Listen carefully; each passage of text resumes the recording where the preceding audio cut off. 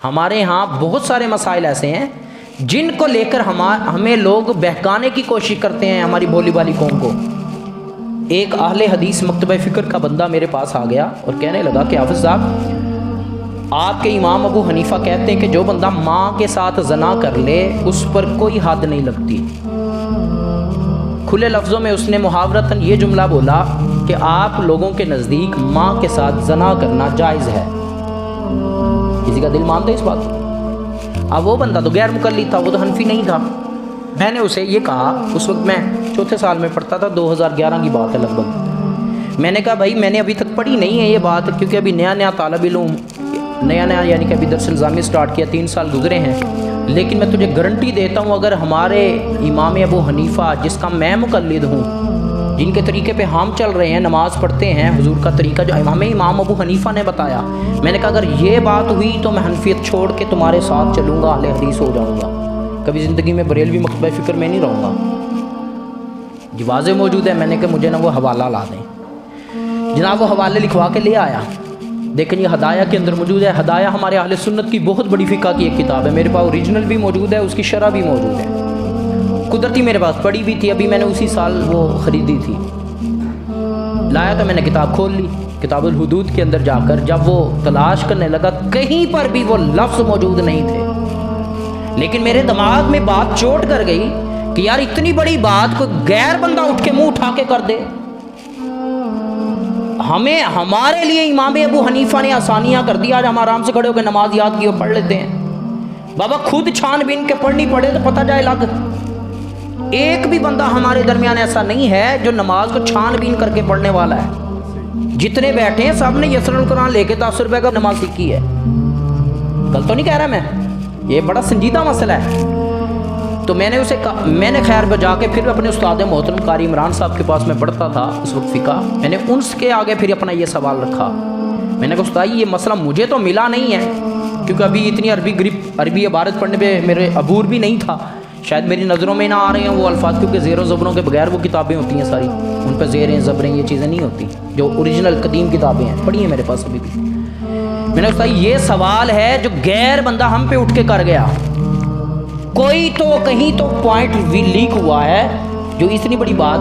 تو وہاں پہ مسئلہ یہ تھا، امام ابو حنیفہ کی بارگاہ کے اندر ایک بندے نے سوال کیا آ کر،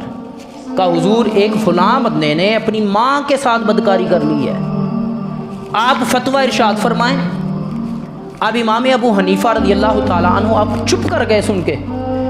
چپ کرنے کا مطلب یہ یہاں پہ سکتہ طاری ہو گیا آپ کے جسم پہ، جسم کانپنے لگ گیا، زبان بند ہو گئی کہ یار اتنا بڑا جرم کہ یہاں پہ اس کو فتویٰ دیا جائے تو کیا دیا جائے۔ بندے سمجھتے فتویٰ دینا اتنا آسان کام ہے، فتویٰ دینا اتنا آسان کام نہیں ہے، کئی کتابوں پہ عبور حاصل ہونا چاہیے، کئی علوم اس کو یوں فر پانی کی طرح یاد ہونے چاہیے۔ ہمیں تو ابھی علی بے نہیں آتی سیدھی طرح، ہم سمجھتے ہیں کہ ہر بندہ دوسرا مفتی ہو گیا، 4 دن جو مسلح پہ بیٹھ جائے مفتی ہے، فتویٰ ایسے نہیں ہے۔ فتویٰ دینا وہ بندہ اس وقت شریعت کا جو ہے نظام کو سمجھنے اور سمجھانے پر قائل ہوتا ہے، اتنا آسان نہیں ہوتا۔ تو وہاں پر امام صاحب خاموش ہو گئے، اور ساتھ ہی یہاں پہ جس طرح امام صاحب نے یہ بات کہی کہ ان سے نکاح کرنا جائز ہے، وہ صورتحال اس دور کی تھی، 1300 سال پہلے کی بات کر رہا ہوں، اور ان کے شاگرد امام ابو یوسف اور امام محمد جنہیں شیخین کہا جاتا ہے فقہ کی اصطلاح میں، آپ موجود تھے، آپ کے شاگرد موجود تھے، انہوں نے فتویٰ صادر کیا کہ ان کا ذبیحہ خانہ بھی جائز نہیں ہے، ان سے نکاح کرنا بھی جائز۔ فتویٰ حنفیوں کا اس پر ہے۔ اب امام صاحب اس مسئلے میں خاموش ہو گئے، ان بدبختوں نے یہ بات نکال لی، دیکھو جی وہ چپ کر کے جائز ہے جی۔ اب امام صاحب سے بعد میں شاگردوں نے پوچھا، اور قاضی ابو یوسف کے کہنے پہ یہ فتویٰ صادر ہوا کہ جو ماں سے زنا کر لے اس پر بھی وہی حد لگے گی جو دوسرے عام گناہگار پہ لگتی ہے، اس پہ بھی لگے گی وہ حد، جیسے 100 کوڑے لگائے جاتے ہیں 100 کوڑے لگائے جائیں گے، یہ حد لگائی۔ اب کسی نے پوچھا امام صاحب سے کہ امام صاحب آپ نے فتویٰ کیوں نہیں دیا؟ میں نے بات کی قول اور فتوے میں فرق کیا ہے، قول کیا تھا، چپ ہو گئے، اب فتویٰ تو دے دیا کہ ہاں اس پر بھی حد لگے، وہ قاضی ابو یوسف کا آ گیا، ہم اس پر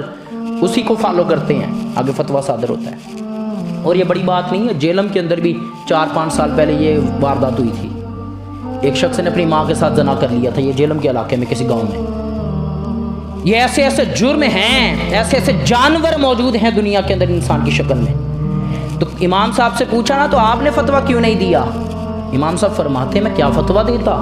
حضور کی پوری زندگی کو میں نے پڑھا ہے، حضور کے زمانے کے اندر اتنے جاہل موجود تھے، لیکن کبھی حضور کی بارگاہ میں ایسا مسئلہ نہیں آیا۔ اگر حضور کے زمانے میں آیا ہوتا تو میں اسی کو فالو کرتے ہوئے اس پر فتویٰ صادر کر دیتا، ارشاد فرما دیتا، لیکن حضور کے زمانے میں آیا نہیں، چپ اس لیے کر گیا کہ 100 کوڑے مارنا یا سنسار کرنا ماں کے ساتھ زنا کرنے والے کے لیے اس سے بڑا جرم ہے، اس کی سزا بھی اس سے بڑی ہونی چاہیے، اس کو تو رب تعالیٰ اس کی پکڑ کرے گا۔ آپ فرما دیں میں اس لیے سکتے کی وجہ سے خاموش ہوا، اور آج کے 1400 سال کے بعد کے ملا نے اٹھا کے فتویٰ لگا دیا کہ جی آپ اس امام ابو حنیفہ کے مقلد ہیں جن کے نزدیک ماں کے ساتھ ہی زنا کرنا کیا ہے، یہ طریقہ ایسے نہیں ہے۔